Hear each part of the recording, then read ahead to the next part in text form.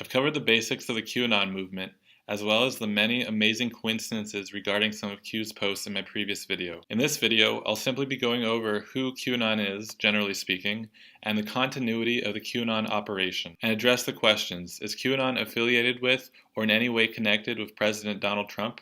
And how do we know the user or collective posting under the QAnon moniker now is the same as the one who was posting back in late October 2017? But first, I'd like to share a few recent Q posts and say this. There are literally thousands of QAnon posts. If you'd like to better inform yourself about Q, then independently research it for yourself. Relying solely on secondhand sources for QAnon-related news and content is intellectually lazy. Even if you think Q is a controlled opposition, disinfo, psyop work of fiction, much of the info that's shared are simply links to open source material. But QAnon does state numerous times that disinformation is real and distractions are necessary. So independently verify what you can and exercise discernment. There are a few different QAnon post aggregators out there that make reading through past Q posts relatively easy. Now, before getting into the continuity of the QAnon operation, I'd like to address the question: is QAnon an individual or a collective? The pronoun usage in some of QAnon's posts suggests that Q is a single individual, whereas the pronoun usage in other QAnon posts suggests that Q is a collective. And sometimes Q signs off as Q+, with some speculating that Q+ could be President Trump himself or perhaps a high-ranking military commander. Regardless, Q has mentioned that, quote, you can count the people who have the full picture on 2 hands. Of those, less than 10 people, only 3 are non-military, and, quote, less than 10 can confirm me. QAnon references Q clearance twice in early November 2017, perhaps suggesting that QAnon is comprised of members with Q access authorization security clearances, which the United States Department of Energy's website claims is the equivalent of a top-secret security clearance. And it's worth noting that this New York Times article, referenced by QAnon in mid-November 2017, mentions the National Security Agency's counterintelligence arm known as Q Group. With that out of the way, let's now discuss the continuity of the QAnon operation.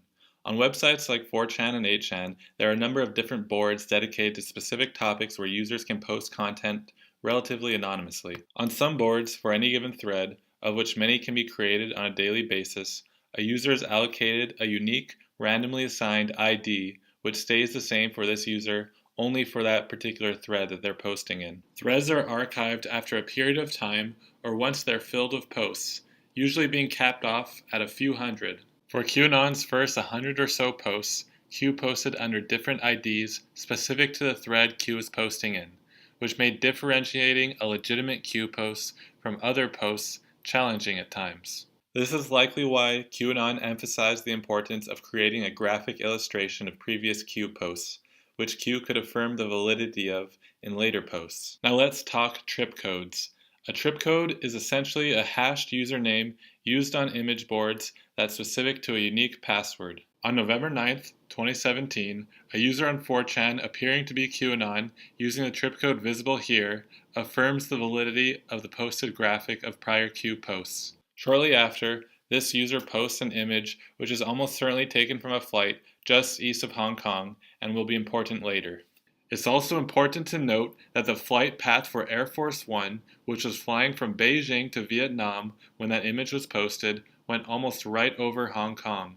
QAnon cycles through a couple different trip codes over the span of a few months, likely to prevent their trip code from becoming compromised. But one may find themselves asking, what if someone cracked one of Q's trip codes?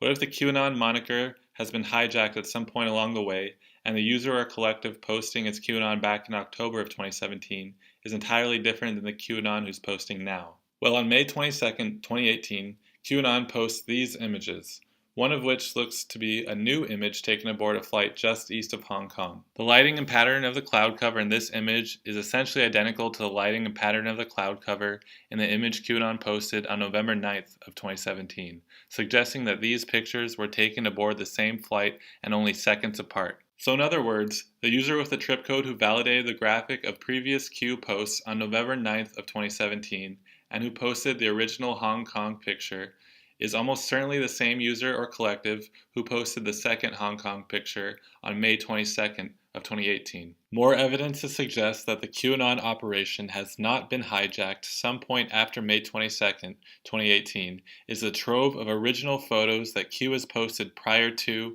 and since then. I'm at a loss for how someone would be able to fabricate an image like this, which clearly suggests that President Trump is well aware of and even subtly endorsing QAnon. Don't you think that if QAnon were a fabricated hoax or had become compromised, President Trump would have denounced the movement long ago, especially since many of Q's posts are about him specifically? Also, why did President Trump recently, on August 23rd, 2018, agree to meet with a prominent, quote, QAnon-believing conspiracy analyst in the Oval Office, in spite of the potential negative optics that would bring? Why has the vast majority of the mainstream media condemned QAnon, even though not a single journalist has asked President Trump about Q? Why are there so many coincidences surrounding the QAnon phenomenon? And how many coincidences does it take before the possibility of QAnon being fake becomes mathematically impossible?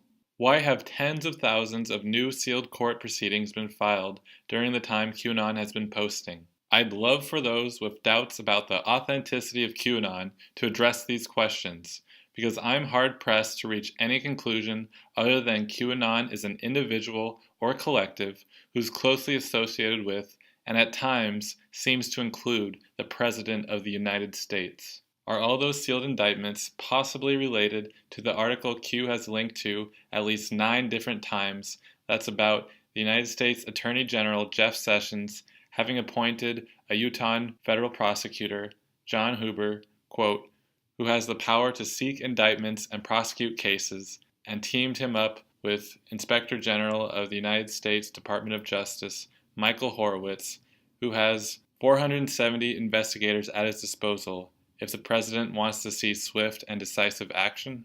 Maybe, just maybe, the QAnon operation truly is providing the highest level of intel to ever be dropped publicly in the history of the world. But Q does repeatedly state that the choice to know will be yours. Thanks for watching.